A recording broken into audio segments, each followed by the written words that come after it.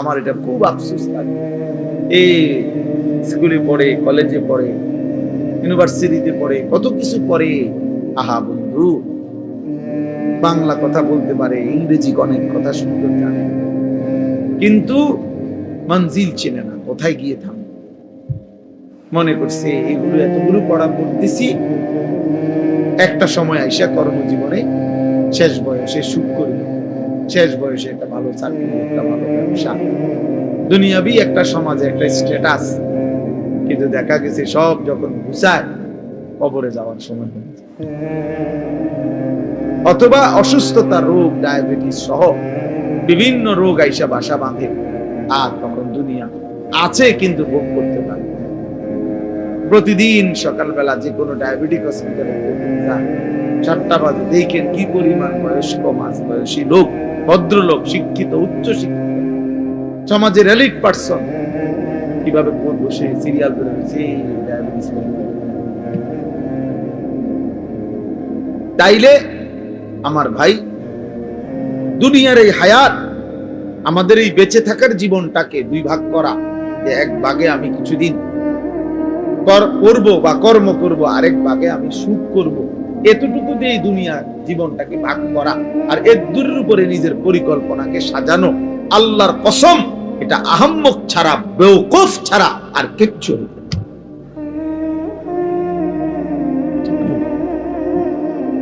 ওই মানুষ বেওকুফ, ওই অভিভাবক বেওকুফ, ওই সন্তানও বেওকুফ, যে অভিভাবক তার সন্তানকে শুধু দুনিয়ার হায়াত পর্যন্ত স্বপ্ন দেখাইছে, আর সন্তান যে শুধু দুনিয়ার হায়াতকে নিয়েই স্বপ্ন দেখতেছে, অথচ এত লম্বা আখিরাত, এত লম্বা কবর, এত অনন্তকালের আখিরাত, এই বিষয়ে তার জানা আছে পর্যাপ্ত না প্রস্তুতি আছে পর্যাপ্ত? এক লাইন কোরআন শরীফ দেখে দেখে মুসলমান কত কিছু পড়লো, শিখলো, কিন্তু আল্লাহর কোরআনের একটা লাইন সাইয়া সাইয়াও শুদ্ধ পড়তে পারে না। হায় হায়, ওই জিন্দেগির উপরে লানত, লানত ওই জীবনের উপরে, লানত ওই জীবনের উপরে, অভিশাপ ওই জীবনে। মুসলমান এত বড় নিকৃষ্ট হয় কেমন? আমার যিনি মালিক, আমার যিনি মনিব, আমি তার কালামই পড়তে পারি না, তা আমার এই জিহ্বারের সার্থকতা কি? আমার চোখের সার্থকতা। আল্লাহ আমারে চোখে দিল কেন? আল্লাহ আমারে জবানি দিল, আমারে বানাইলই কেন? ভাত, মাছ, চাল, ডাল, পেশাব, পায়খানা, ঘুম, স্ত্রী মিলন, যৌন চাহিদা পূরণ, এ তো জানোয়ারের আখলাক, এ তো জানোয়ারেরও পূরণ হয় মিয়া। জন্তু জানোয়ারও তো খায়, ঘুমায়, পেশাব পায়খানা করে, জন্তু জানোয়ারেরও তো যৌন চাহিদা পূরণ হয়, হয়তো এগুলোর বাচ্চা হয় কেমনে? গরু ছাগলের বাচ্চা হয় কেমনে মিয়া? জীবন মানে এটুকুই যদি হয়, তো আমি মুসলমান হিসেবে বিশেষত্ব কি? আমি ইমানদার হিসেবে আলাদা পরিচয় কি? ভাত কত দি খাই, এই কারণে আমি মুসলমান নাকি? আমার একটা বিল্ডিং আছে, এই কারণে আমি মুসলমান, এটাই মুসলমানের বৈশিষ্ট্য? হ্যাঁ বলেন, ছেলেরা বলো বাপ, নিজেকে তো কমপক্ষে চেনো ভাই। আমি লম্বা করতে চাই না, কমপক্ষে দোস্ত আমার, বন্ধু আমার, সাথী আমার, নিজেকে তো চেনো। কমপক্ষে এর দুর্বোকা কেমনে হয় মানুষ, যে আমি একটা ছেলে বলো ভাই, এই যারা নামাজ পড়ো না, এটা তোমার শেষ পর্যন্ত কোথায় নিয়ে যাবে? তুমি যারা দিন রাত নারী দেখো, ছবি দেখো, মোবাইল নিয়ে পড়ে থাকো, বন্ধু কোথায় গিয়ে থামবা বলো? ইনসাফ। একজন সুদখোর বলেন, এই হারামখোর, তোর বেটা প্রয়োজন শেষ হবে কোন দিন? নাফরমান কোন হারামখোর সুদখোরের প্রয়োজন দুনিয়ায় শেষ হয়েছে কোনদিন? না, কোনদিন ঘোষণা দিছিনি কোন হারাম করে যে আজ যে এত বছর হারাম খাইতে খাইতে আল্লাহর রহমতে এখন আর আমার লাগে না, আমার সব প্রয়োজন পূরণ হয়ে গেছে? তাইলে এই জন্য নিজের উপরে কমপক্ষে আত্মভোলা হয়ে যাওয়া, নিজেকে ভুলে যাওয়া, এর চাইতে বড় লানত, দুর্ভাগ্য আর কিছু হতে পারে। আমি আমাকে ভুলে গেছি, আমি আমারই চিনি না। ফাআনসাহুম আনফুসাহুম, কোরআন শরীফ আল্লাহ বলছেন। আমার শায়েখ আল্লামা মুফতি মুশতাকুর নবী সাহেব বলছেন যে আল্লাহ তাআলা কোরআনে সবচেয়ে বড় ধমক কি দিয়েছে? ধমক হলো এই কথা, ওয়ালা তাকুনু কাল্লাযীনা নাসুল্লাহ ফাআনসাহুম আনফুসাহুম উলাইকা হুমুল ফাসিকুন। আল্লাহ বলে বান্দা, মুমিনকে বলছে, এটা ঈমানদারদের। এই আয়াতের আগের আয়াত, ইয়া আইয়ুহাল্লাযীনা আমানু, হে ঈমানদার মুমিন, আমি আল্লাহকে এই পরিমাণ ভুলে যেও না। ওয়ালা তাকুনু কাল্লাযীনা নাসুল্লাহ, এমন হয়ো না যে যারা আমি আল্লাহকে লম্বা সময় ভুলে গেছে, আমি কিন্তু একটা শাস্তি দেই। যে আমাকে লম্বা সময় ভুলে যায়, যে আমার নাফরমানিতে ডুবে যায়, আমি তার একটা শাস্তি দেই বান্দা। শাস্তিটা হলো ফাআনসাহুম আনফুসাহুম, আমি তাকে নিজের পরিচয় ভুলাই। সে আর কোনোদিন মনে পড়ে না সে মুসলমান, তার আর কোনোদিন মনে পড়ে না তার মৃত্যু হবে, তার আর কোনোদিন মনেই পড়ে না মৃত্যুর পরে কিছু হবে, তার আর মনেই পড়ে না কবরে কোনো প্রশ্ন হবে, তার আর মনেই পড়ে না হাসরের একটা মাঠ হবে, তার আর মনেই পড়ে না তার আমলনামা দেওয়া হবে, তার আর মনেই পড়ে না তাকে ফুলসিরাত পার হতে হবে। ফাআনসাহুম আখিরাতাহুম তাফসীরা। আল্লাহ বলছে আমি তোমাকে তোমার পরিচয় ভুলাই দেব, মানে কি তোমার আখিরাত ভুলাই দেব। ভাত ভুলবা না, ভাত তরকারি ভুলতা না, এটা তো আমি জানোয়ারেরই খাওয়াই। আল্লাহ আখিরাত ভুলাই দেব, আখিরাত ভুলাই তোমার আখিরাত ভুলাই দেব, মঞ্জিল ভুলাই দেব, গন্তব্য ভুলে দেব। আজকে বলো ভাই ছেলে, একজন ছেলে বলো, প্রতিদিন আমি এই কথা চিল্লাই, প্রতিদিন যে 365 দিনের একটা বছরে, এক বছরে কোনদিন মুসলমানের যে বাচ্চা, মুসলমানের যে লোকটা কোনদিন ফজরের নামাজ পড়লো না, এই জানোয়ার আল্লাহরে কেমন বলাটা বলছে? আমি এই জানোয়ার কত বড় জানোয়ার, এটা কত বড় নিকৃষ্ট জন্তু। কুত্তা তার চাইতে কোটি গুণ ভালো, বেটা কুত্তার চাইতে 1,00,000 গুণ ভালো। কুত্তা মালিকের নাফরমানি করে না। 365 দিনের এক বছরে কোনদিন এই জানোয়ার কোনদিন ফজরের নামাজ পড়ে না, অথচ সে কহে বলে মুসলমান। আরে তুই কি মুসলমান? তোরে মুসলমান বললে মুসলমান কারে করবি? হাইওয়ান। ভাত খাও দেখে মুসলমান, খানা তো জানোয়ারের আখলাক। ঘুম যাও দেখে মুসলমান না, ঘুম তো জানোয়ারেও যায়। মুসলমান তো ঘুমকে বলেন। ইসলাম মানে ঘুম, ইসলাম মানে ভাতের থালা, ইসলাম মানে বিল্ডিং। সেজদা কি? সেজদা আল্লাহ বলছে সেজদা। এই কপাল খেয়াল রাখলে হবে, এই কপাল রব্বুল আলামিন আপনারা সবাই খেয়াল করে বোঝেন। এই কপাল পৃথিবীর উপার্জনের কোনো কাজে লাগে না। মানুষের হাত, পাও, চোখ, কান, দিমাগ মানে বুদ্ধি, বিবেক, এগুলো দুনিয়াবি বিভিন্ন উপার্জন করার জন্য লাগে। চাকরি হোক, ব্যবসা হোক, দোকান হোক, ক্ষেত হোক, খামার হোক। কিন্তু কপাল দিয়া মানে কপাল ঠেল্লা টাইন্না দুনিয়াবি কোনো উপার্জন করে না। কপাল দুনিয়ার কামাই রোজগারির কোনো কামে লাগে না। তো এইটা আল্লাহ তাআলা কেন বানাইলেন কপাল? আল্লাহ তাআলা শুধুমাত্র দিয়া একটা যুবক হলেও ভাইবো বাবা, আল্লাহ তাআলা এই কপাল শুধুই বানাইছেন সেজদার জন্য। এজন্য সেজদা আরবিতে কাকে বলে? আরবিতে সেজদার সংজ্ঞা কি পরিষ্কার কিতাবে আছে। ওয়াদউল জাবহাতি আলাল আরদ, জমিনের উপরে কপাল রাখা, এটারে কয় সেজদা। এই মানে কপাল আল্লাহ বানাইছেনই কিসের জন্য? সেজদার জন্য। অতএব যেই কপাল সেজদা দেয় না, তুই কোনো মানুষ না।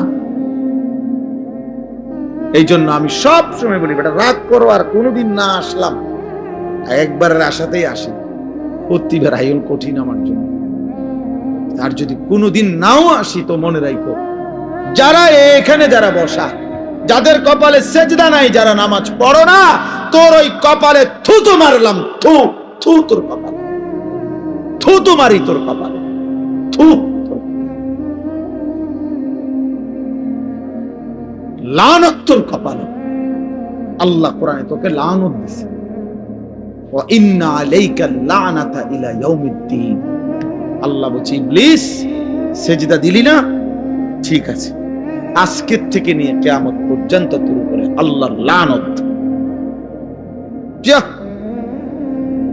ভাত খা, জানো খানা তোর খাওয়াবো, খানা যেহেতু আমি কুত্তারে খাবাই, তোরে খাবাইতাম না, খা। ভাতে না খাবি, খাবি আর পেশাব করবি, ভাত কমে যাবি। নারী দেখ, ছবি দেখ, উলঙ্গ দৃশ্য দেখ, আর কি জানোয়ারের মতো চলতে থাকো, একদিন ধাক্কা দিয়ে জাহান্নামে। ওমান ইউশাকিকির রাসূল মিন বাদি মা তাবায়্যানা লাহুল হুদা ওয়া ইয়াত্তাবি' গায়রা সাবিলিল মুমিনিন। আল্লাহ বলেন, আমার রাসূলের বিরুদ্ধাচরণ যে করবে, আমার ইমানদার মুমিন যেই পথে চলে তার উল্টো পথে যে চলবে, দুইটা অপরাধ।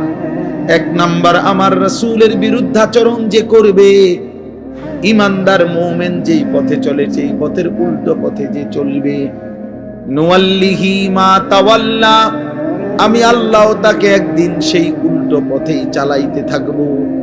ওয়া নুসলিহি জাহান্নাম, এই উল্টো পথে চলতে চলতেই একদিন নাফরমানকে জাহান্নামে ফেলে দেব।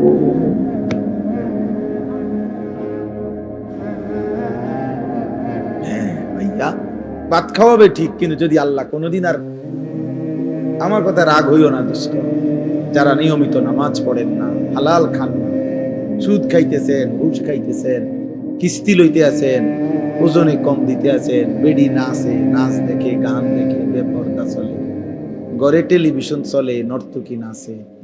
আচ্ছা, যদি আল্লাহ তাআলার কোনোদিন না ফিরায়, আর কোনোদিন যদি তৌফিক না দেয়, যুবক মনে করো, আর কোনোদিন তোমার সেজদার তৌফিক দিলই না, আর কোনোদিন মনেই পড়লো না, তো কি হবে অবস্থা?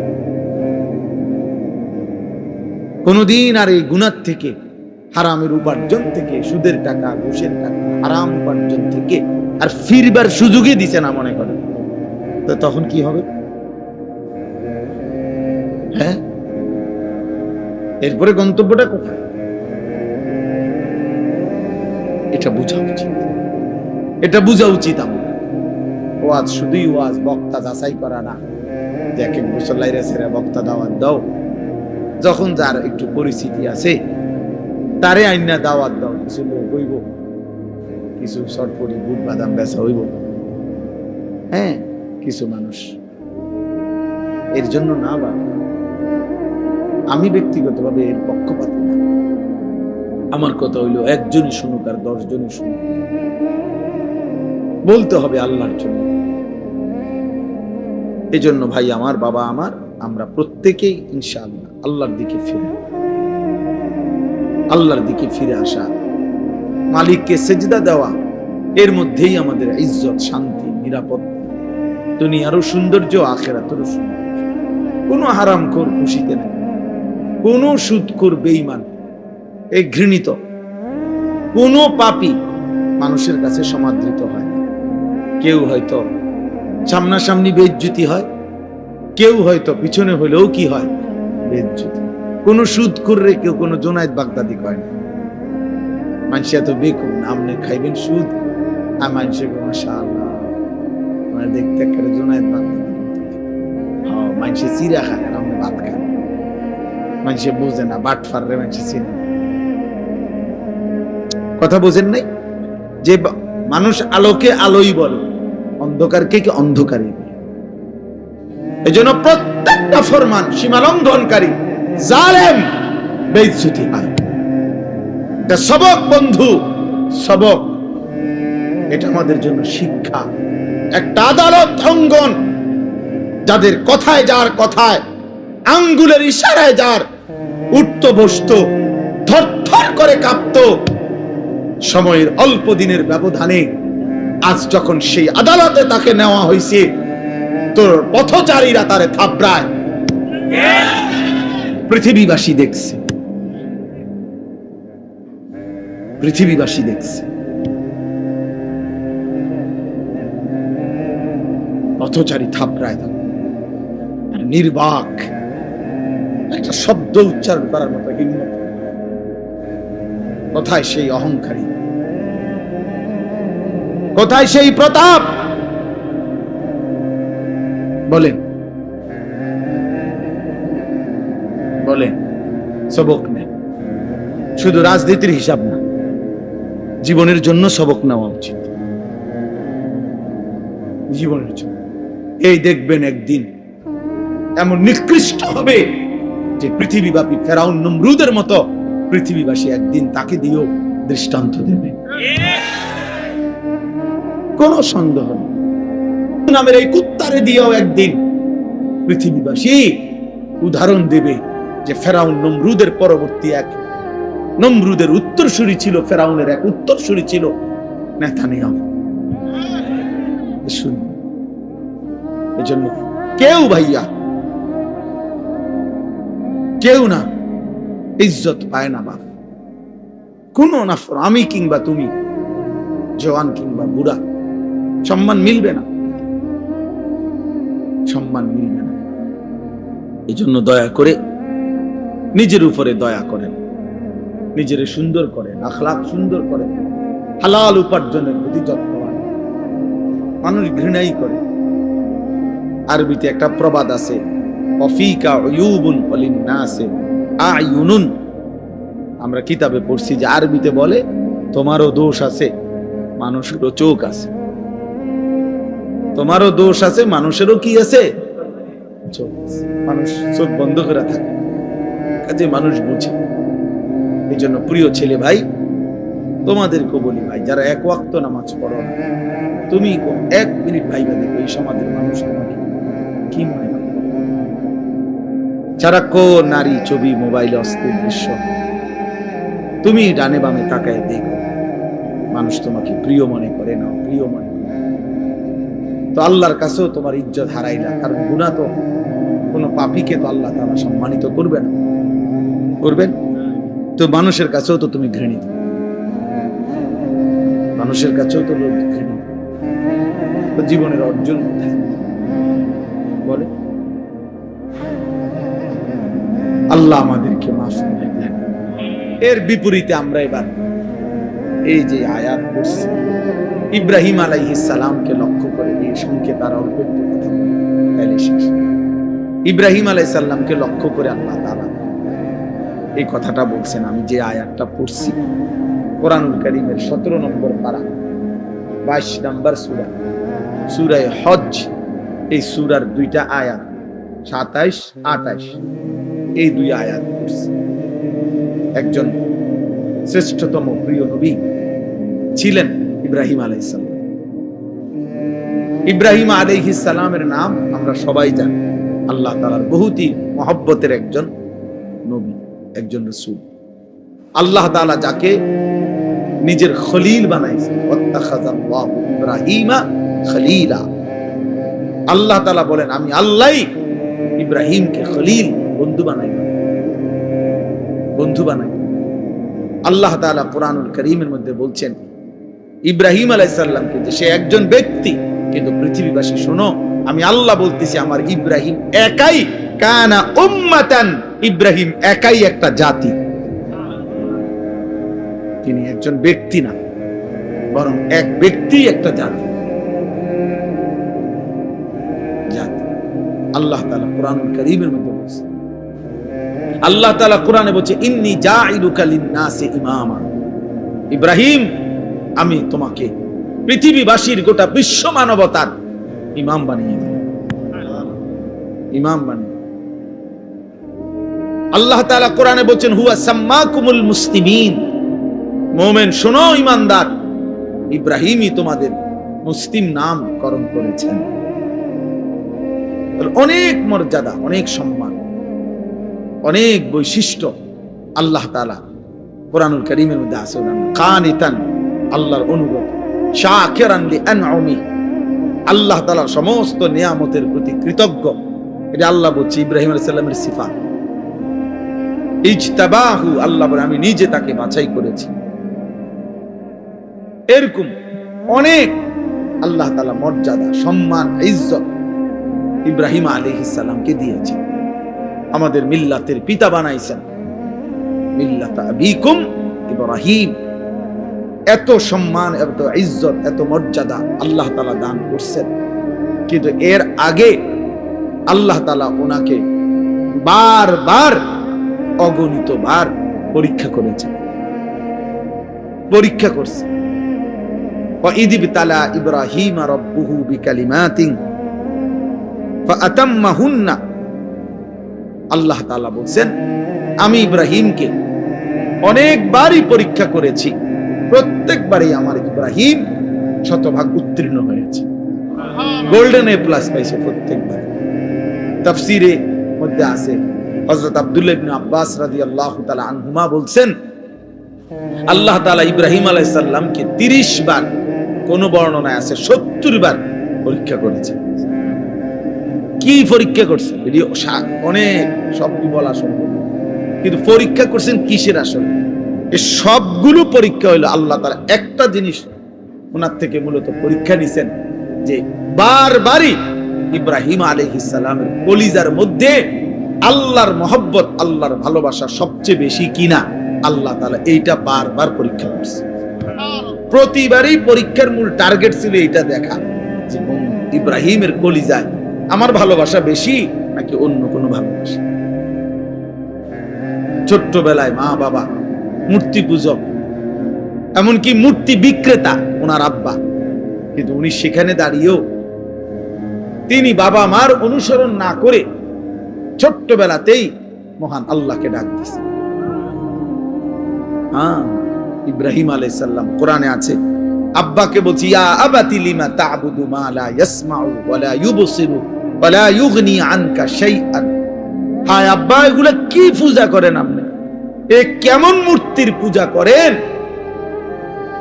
যে মা লা ইয়াসমাউ, যে মূর্তি কিছু শুনেও না, ওয়া লা ইউবসিরু, কিছু দেখেও না, ওয়া লা ইউগনি আনকা শাইআন, কিচ্ছু উপকারও করতে পারে না। এটা আসেও না, কান্দেও না, মাতেও না, মুতেও না।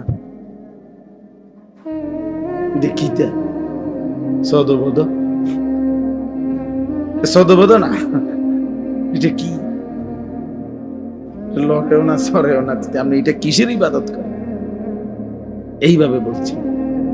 ইব্রাহিম আলাইহিস সালামকে ওনার আব্বা আজর বলছে, তোরে আমি তেজ্য পুত্র করি বাড়ি ছাড়া করে দেব, পাথর মেরে মেরে ফেলব, লারজুমান্নাকা ওয়াহজুরনি মালিয়া।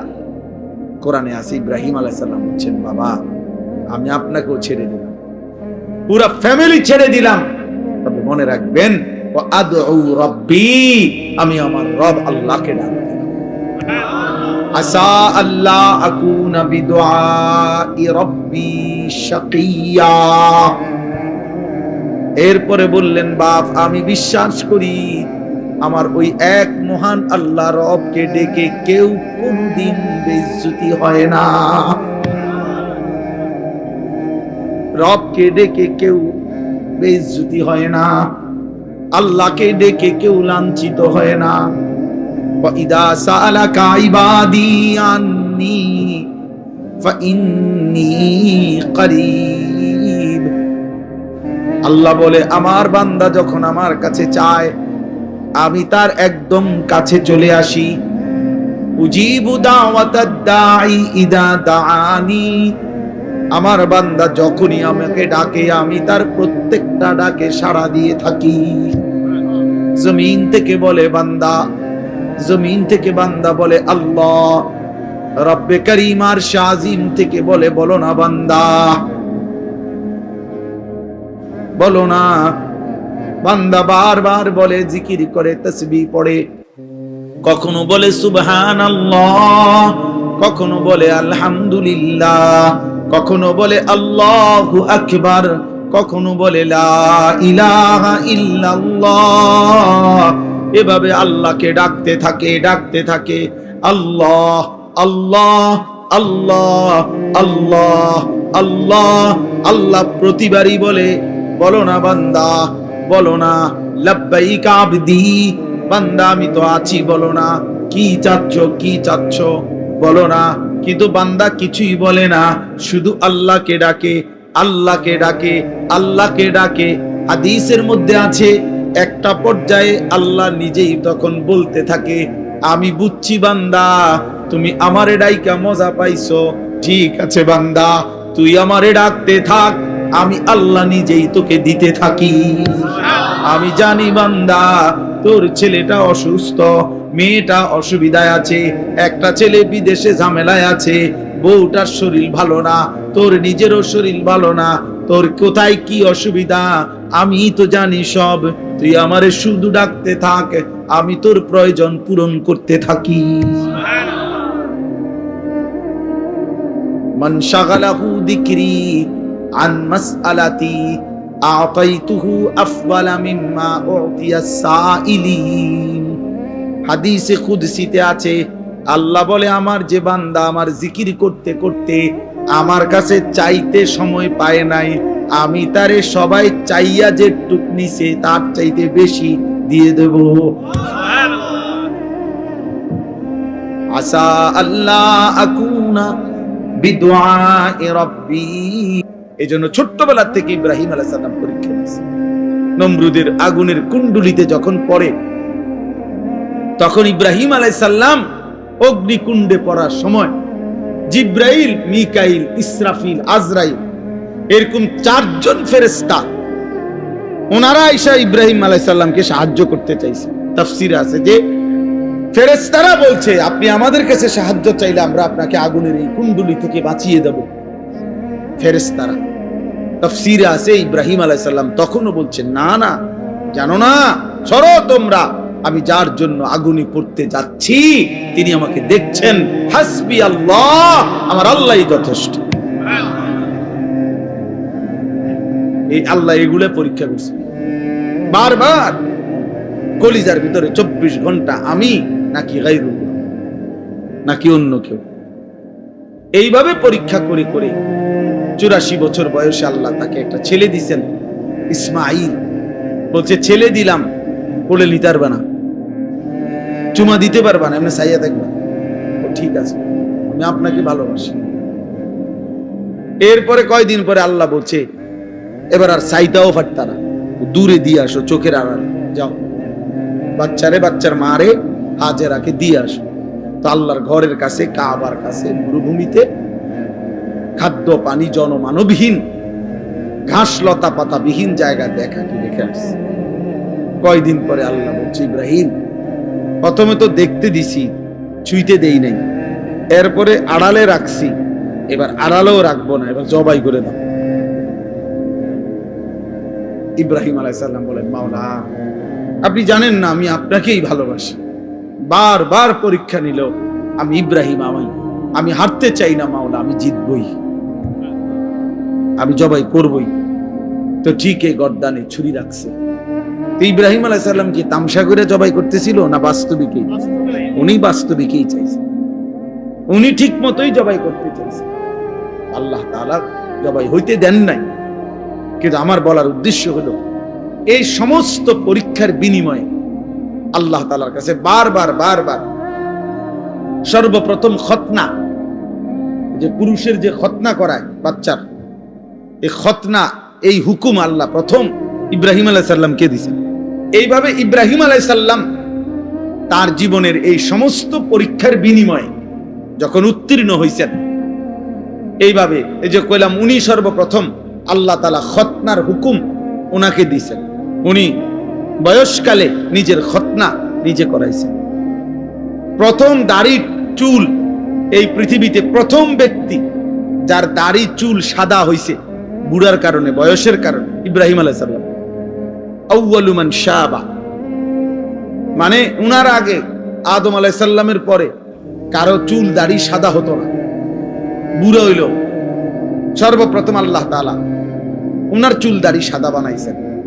কওমের লোকেরা বহু মন্দ কিছু কইছে যে ধর্মান্তরিত হওয়ার কারণে, বাপদাদার ধর্ম ছেড়ে দেওয়ার কারণে চেহারা পাল্টায় গেছে। কিন্তু ইব্রাহিম আলাইহিস সালাম আল্লাহ তাআলার মহব্বতকে প্রাধান্য দিয়ে কারো কোনো নিন্দায় তিনি সামান্যতম প্রভাবিত হন নাই। এইভাবে বারবার পরীক্ষা দিয়ে ইব্রাহিম আলাইহিস সালাম যখন উত্তীর্ণ হইছেন, সেই উত্তীর্ণ হওয়ার পরে আল্লাহ তাআলা তাকে এবার বলছে, ইব্রাহিম আমি তো তোমার কিছু একটা পুরস্কার দিতে চাই, চলো ইব্রাহিম, পুরস্কার স্বরূপ আমার ঘর, কায়নাতের সর্বশ্রেষ্ঠ ঘর, আমি আল্লাহ তাআলার ঘর কাবা তোমার হাত দিয়ে বানাইতেছি। তুমি আমার ঘর বানাও। আমার এই ঘর আমি আদম আলাইহিস সালামের জামানায় ফেরেশতাদের মাধ্যমে বানাইছিলাম। নূহ আলাইহিস সালামের জামানায় আমি ঘরের উপরের প্রাচীর দেওয়াল তুফানের সময় আমি উঠাই নিয়েছিলাম। অনেক দিন হয়েছে আমার ঘরের ভিত্তি আছে নিচে, কিন্তু উপরে আর বানাই নাই। এবার তোমারই দিয়ে বানাই, তো তুমি আমার ঘর বানাও। ওয়াইদ বাওয়ানা লিইব্রাহিম মাকানাল বাইত, আল্লাহ বলেন আমি নিজে ইব্রাহিমকে তার জন্য আমার ঘর জায়গা সম্পূর্ণ নির্ধারণ করে দিলাম। এরপরে সংক্ষেপ কথা হলো, ইব্রাহিম আলাইহিস সালাম ওনার ছেলে ইসমাঈলকে নিয়ে আল্লাহর ঘর নির্মাণ করছেন।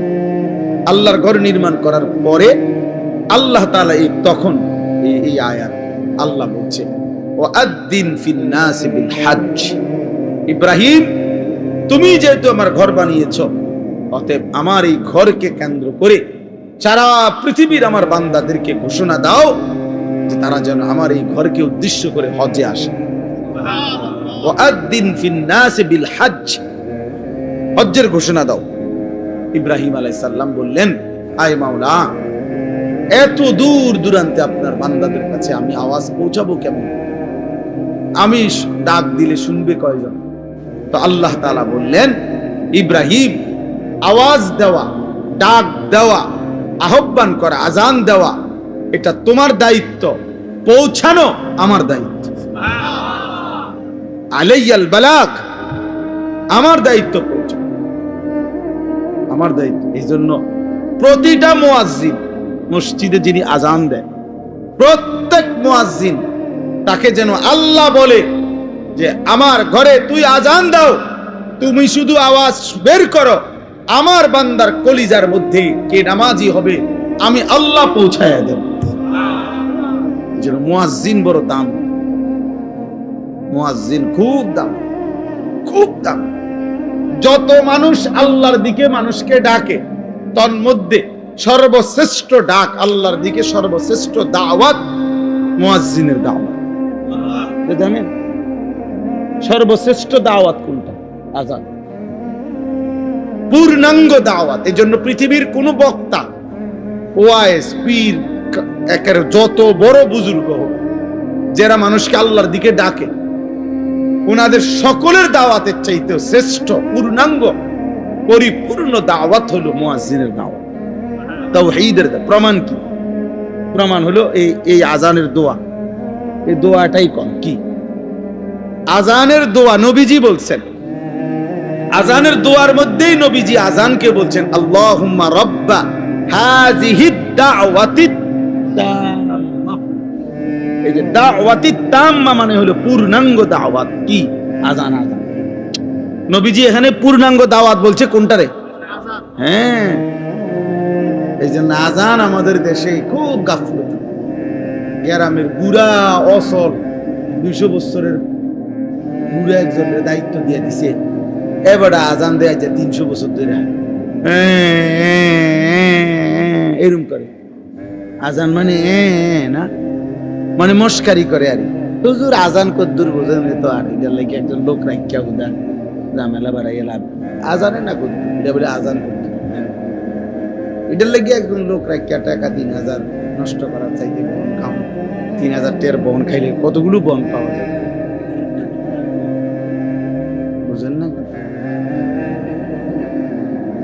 আশ্চর্য, আফসোস, অসংখ্য মসজিদ খামখেয়ালি করে মুয়াজ্জিন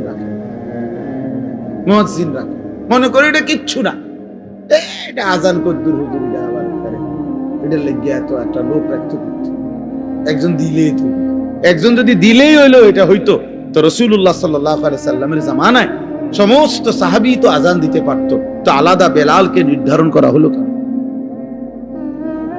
কথা বলেন না কেন? আলাদা নির্ধারণ করা হলো কেন? রাসূলুল্লাহ সাল্লাল্লাহু আলাইহি সাল্লাম মুয়াজ্জিন নির্ধারণ করছেন কিনা বলেন? তাইলে এটা খেয়াল করুন। মসজিদের ইমাম, মসজিদের মুয়াজ্জিন মসজিদের সমস্ত টাইলসের চাইতেও দাম। মসজিদ টাইলস না হলেও চলতো, কিন্তু মুয়াজ্জিন থাকা দরকার ছিল। মসজিদে SS5 এর গেট না লাগাইলেও চলতো, মসজিদে উপযুক্ত ইমাম থাকা দরকার ছিল। আগে কইয়া লয় 4000 টাকা 5000 টাকার ভিতরে হুজুর একজন হুজুর দেন, 5000 এর ভিতরে হুজুরে দিতে হবে, 5000 এর ভিতরে। আমি অনেকের জিজ্ঞাসা করছি যে চাচা 5000 টাকাটা কি দিন ধরছেন না শরীরের ওজনে ধরছেন না কি হিসাবে, মানে হুজুর মিলাইছেন কেমনে, যে ডেইলি 300 কইরা না 200 কইরা না কেমনে মিলাইলেন 5000? নাকি হুজুরের শরীরের ওজন, যদি হুজুরের ওজন হয় আপনার 60 কেজি, তাহলে বেতনে 5000 কেমনে মিলাইছেন? আফসোস, হায় মুসলমান, যদি আখিরাতের কদর বুঝতো, যদি নামাজের প্রয়োজন বুঝতো, যদি প্রয়োজনীয় মাসাইল শিখা, ওযু, নামাজ, গোসল, হালাল হারাম, বাজার ব্যবসা, বিবাহ শাদী, লেনদেনে, যাকাত সাদাকা, ইসলামের বিধান যদি পূর্ণ মানার প্রয়োজন বোধ করত, তো খোদার কসম এই সমাজের ইমাম আর মুয়াজ্জিনই হতো সবচেয়ে বেশি পয়সার বেতনধারী।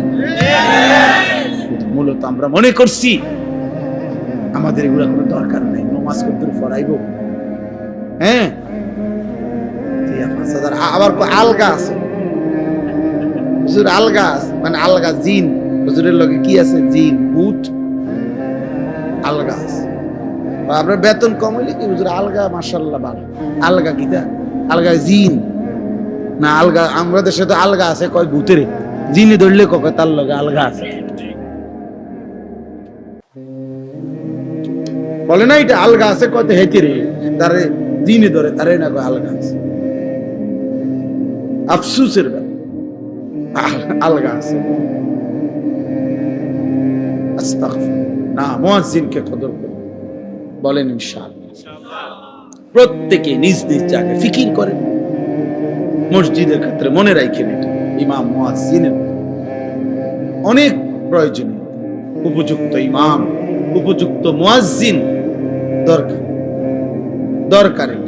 আমরা এটার প্রতি গুরুত্ব দিই, এই মানে লাইটিং করে মসজিদের ডেকোরেশন করে অনেক সুন্দর করছে, ভালো, এটা করছেন, আমি গুনাহ করছেন আমি এটা বলি না, কিন্তু ইমাম মুয়াজ্জিনের ব্যাপারে এই খামখেয়ালি কেন এই খামখেয়াল? আল্লাহ আমাদেরকে মাফ করে দেন। চলেন তো, এরপরে আল্লাহ তাআলা বললেন আজানের মানে হজ্জের আজান দাও, এলান করো। ইব্রাহিম আলাইহিস সালাম কে আল্লাহ বললেন ইয়াতুকা রিজালান ওয়া আলা কুল্লি দামিরিন ইয়াতিনা মিন কুল্লি ফাজ্জিন আমিক। ইব্রাহিম মনে রেখো, তোমার আজকের আজান আমি আল্লাহ তাআলা কিয়ামত পর্যন্ত পৌঁছিয়ে দেব, আর কিয়ামত পর্যন্ত আমার এই ঘরকে কেন্দ্র করে কাছের যারা তারা পায়ে হেঁটে, আর পৃথিবীর দূর দূরান্ত থেকে, প্রতিটা গলি প্রান্ত থেকে, পৃথিবীর শেষ প্রান্ত থেকেও আমার বান্দা তার বাহনে চড়ে আমার এই ঘরের উদ্দেশ্যে আসবে। ইন্তজাম আমি করব, তুমি শুধু আজান দিয়ে। আজকে আলহামদুলিল্লাহ সারা পৃথিবী ব্যাপী, আজও সারা পৃথিবীর ইমানদার, পৃথিবীর শেষ প্রান্তের মুমিনের কলিজার ভিতরেও আল্লাহর ঘর জিয়ারতের আকাঙ্ক্ষা আছে। যে দিলে আল্লাহর ঘর জিয়ারতের আকাঙ্ক্ষা নাই, এই হজ্জের মাস দেখে এটা বলি, যেই কলিজার মধ্যে আল্লাহর ঘর জিয়ারতের আগ্রহ জাগে না, কাবার ওই কালো গিলাফ যে দেখে নাই, আমি সব সময় বলি বাবা, ছেলেরা তোমাদেরকেও শুনো ভাইয়া, কালো ওই গিলাফ, কাবার ওই কালো ঘর, কালো গিলাফ আল্লাহর ঘরের সৌন্দর্য যে দেখে নাই, যে চোখ মদিনার রওজা সবুজ গম্বুজ যে চোখ দেখে নাই, আমি সব সময় বলি ওই চোখ কিছুই দেখে না। আরে বেটা তুই কিছুই দেখোস নাই, কালো গিলাফের সৌন্দর্যই দেখলা না, সবুজ গম্বুজের সৌন্দর্যই দেখলা না, মদিনার রওজায় দাঁড়াইবার আগ্রহই জাগলো না। তোমার তো দিলে নাই বেটা, তোমার তো কোনো কলজাই নাই বেটা। এজন্য প্রত্যেকের কলিজার ভিতরে এটা জাগা উচিত। আফসোসের ব্যাপার, 3টা ছেলে বিদেশ পাঠাইছে, 3 লাখ টাকার ব্যবস্থা হয়েছে, বাড়িতে এখন বিল্ডিং করছে, বিল্ডিং বাবদ 20 লাখ টাকা খরচ হয়েছে, রাস্তার লগে জমি কিনছে, জমিগুলোর টাকা সব ব্যবস্থা হয়েছে, সব কিছু ব্যবস্থা হয়েছে। কিন্তু বুড়া এমন ডাকায়, 60 বছর বয়সেও জিগাইলেন হজ করতেন না, না ওইদিকে আমগো কাম নেই, সংসার করতে করতে তো জীবন শেষ, সংসার করতে করতে জীবন শেষ। এখানের 6 লাখ টাকা আর কোনদিন ব্যবস্থা হয় না, কিন্তু 8 দিনের ভিতরে ভিসা নইলে ক্যান্সেল হয়ে যাবে 12 লাখ টাকা। আল্লাহু আকবার, বুড়ার শৈলী আলগা বর করে, ঠিকই 12 লাখ টাকা উনি 2 দিন আগেই কি করে ফেলে, অথচ হজ্জের টাকা হয়। আল্লাহর ঘর জিয়ারতের স্বপ্ন জাগে না, আল্লাহর ঘর জিয়ারত। রাসূলুল্লাহ সাল্লাল্লাহু আলাইহি ওয়াসাল্লাম বলেন, পরিষ্কার হাদিস, যার উপরে হজ ফরজ হলো অথচ হজ না করে মরে গেল, কসম আল্লাহর, নবীজি বলে আমি জানি না এটা হয় ইহুদি মরলো নয় খ্রিস্টান, মুসলমান মরলো না। অতএব এইটাই আমার শেষ কথা, দয়া করে ভাবতে শিখি। একটা শুধু উদাহরণ বলি, মনে করেন একজন, এই আপনার একজন চাচা, আপনার বসতের ভিটাটা ছাড়া 10 শতক জায়গা আছে, মনে করেন আলগা রাস্তার লগে খেতে দেন দিয়েও, এটা বসত না, আলগা জমি। এই 10 শতক জমি থেকে 3 শতক বা 4 শতক মনে করেন বেচলে হজের টাকা এবং সংসারের এই কয়দিনের খরচের টাকা হবে, মানে 1.5 মাস হজের টাকা আর এই সংসারের টাকা হবে। আর বাকি যেই জমিটা রইছে এইটা ফিরে আসলে এটা দিয়েই তার সংসার চলবে ইচ্ছা করে। কসম খোদার, যদি কোনো মুসলমানের আর এই ব্যক্তির কাছে শুধু এই জমিটাই আছে, আর টাকা পয়সা, ব্যাংক ব্যালেন্স, ব্যবসা, অন্য আর কিচ্ছু নাই, কিন্তু এতটুকু জমি আছে যে জমির কিছু অংশ বিক্রি করলে হজের টাকা এবং সংসারের খরচের এই কয়দিনের টাকা হবে, ফিরে আসলে ওই বাকিটুকু জমি দিয়েও ইচ্ছা করলে তার সংসার চলবে, ওই ব্যক্তির উপরে আল্লাহর কসম হজ ফরজ। এবার আপনারা হিসাব করেন বইয়া বইয়া কি পরিমাণ মুসলমানের উপরে হজ। না হেবাটা হজ যাইতো না, যাইব কেমনে, গেলাম হইলে তারা 3 বারে বিদেশ পাঠাইছে, তারারে যদি আল্লাহ লোয়াইতো, তারা যদি পাঠাইতো,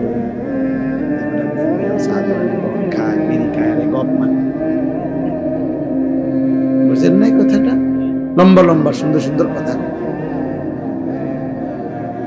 3 ফুটে যদি দয়া করে তারা যদি বিদেশের টাকা দিয়া খবরারে হজে পাঠায়, তাহলে যাবে, তাহলে যাবে। তো কোন সন্তান বিদেশ পাঠাইলেনি হজ ফরজ হয়? কথা বলেন না কেন? তো ফুট বিদেশের লগে হজের কি?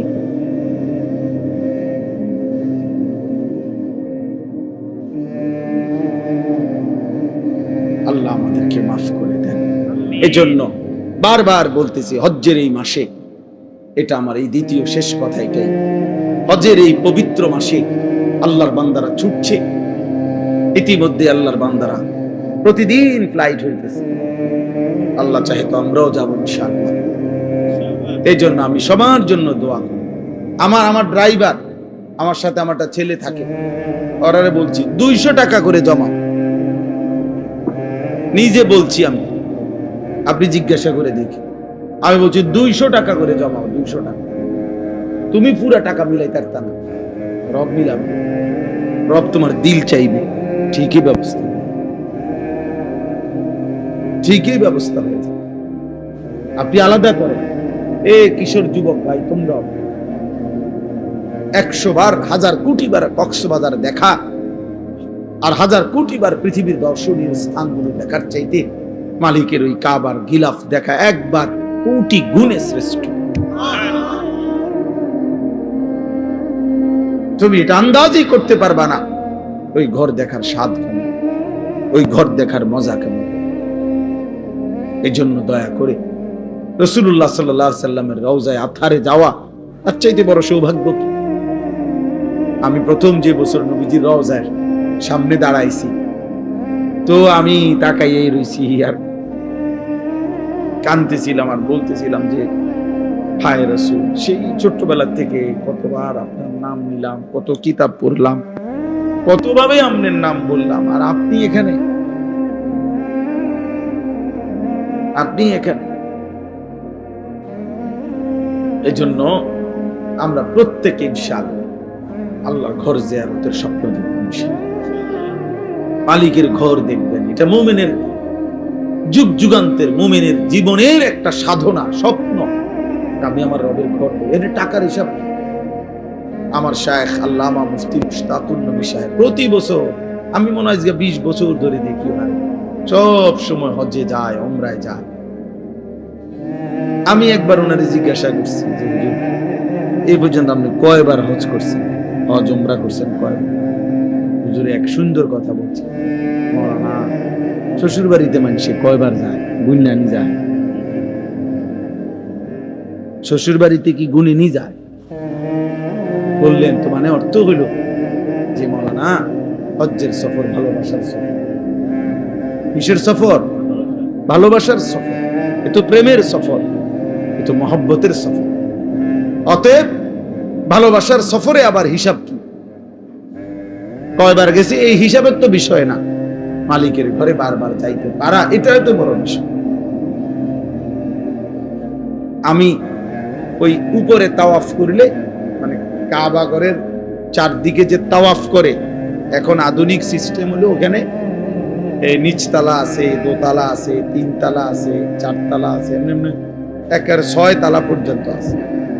তো চারদিকে তো 3 তলায় তাওয়াফ করলে ধাক্কা ধাক্কি কম, ঠেলাঠেলি কম, আরামসে তাওয়াফ করা যায় আস্তে আস্তে। তো কিন্তু সময় বেশি লাগে, প্রায় 1 ঘন্টা 1 ঘন্টা 10 মিনিট সময় লাগে। নিচে করলে 20-25 মিনিট সময় লাগে। হ্যাঁ, তো আমি একদিন হুজুরে আমারে বলতেছে মৌলানা 3 তালা দিয়ে তাওয়াফ করবেন। আমার আবার 2 দিন পরে আমারে কইলো তাওয়াফ করছেন? আমি করছি। কখন দিয়ে আমি বললাম নিচে। আপনারা না বললাম উপরে তাওয়াফ করতেন?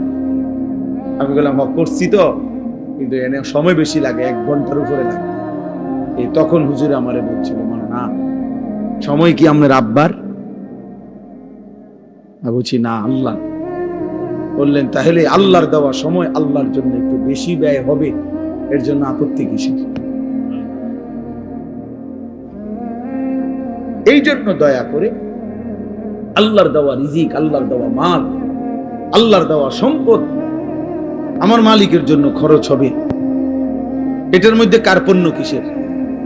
আর আল্লাহর নবী সাল্লাল্লাহু আলাইহি ওয়াসাল্লাম বলছেন মা আমআরা হাজ্জুন কাত্তু, এই শেষ কথা বলবেন নবীজি বলছেন, আল্লাহর কসম নবী বলছেন, কোন হাজী হজের জন্য, উমরার জন্য আল্লাহর পথে এই হজ উমরার সফরে খরচ করে নবীজি বলছেন কখনোই গরিব হবে না। বিয়াতে খরচ করে মানুষে ফকির হয়, ব্যবসায় খরচ করে মানুষে ফকির হয়, অন্যখানে ফকির হইতে পারে, বিল্ডিং করতে গিয়া ফকির হয়ে গেছে, কিন্তু রাসূল বলছে আমার আল্লাহর ঘরের জিয়ারত করতে গিয়ে টাকা খরচ করার কারণে এই লোকটি ফকির হইছে, এমনটা হবে না, আমি রাসূল গ্যারান্টি দিলাম। আল্লাহ আমাদের প্রত্যেককে আল্লাহর ঘর জিয়ারতের তৌফিক দান করেন। একটা জরুরি কথা রয়েছে না? জি জি, ছোট্ট একটা কথা, 2টা মিনিট মেহেরবানি করে। যে মসজিদের উদ্যোগে মাহফিল, মসজিদের অনেকগুলো কাজ বাকি আছে, আপনারা প্রত্যেকেই একটু পকেটে হাত দিলে দয়া করে, রাত অনেক হয়েছে, আপনাদেরও কষ্ট হবে, আমরারও কষ্ট হবে। এই জন্য মহব্বত করে মসজিদের জন্য একটু সহযোগিতা করেন। আর যদি কেউ বলেন পরে দিবেন, তো সেটাও বলে রাখেন, আপনারটা আপনি পৌঁছাইয়েন। আর এখন যারা দিবেন, দয়া করে প্রত্যেকে ভালোবেসে মহব্বতে আল্লাহর ঘরের জন্য একটু দান করেন। 2-4 জন বুঝের ভাই দাঁড়ায়া নেন। আর যদি কেউ বলেন পরে দিবেন, তো সেটাও বলে রাখেন যে আমরা শুনে রাখলাম, তাইলে ইনশাআল্লাহ পরে পৌঁছায় দিবেন। তাও স্বেচ্ছাসেবক ভাই যাও, মনে মনে সূরা ফাতিহা একবার, 3 বার কুল হুয়াল্লাহু আহাদ।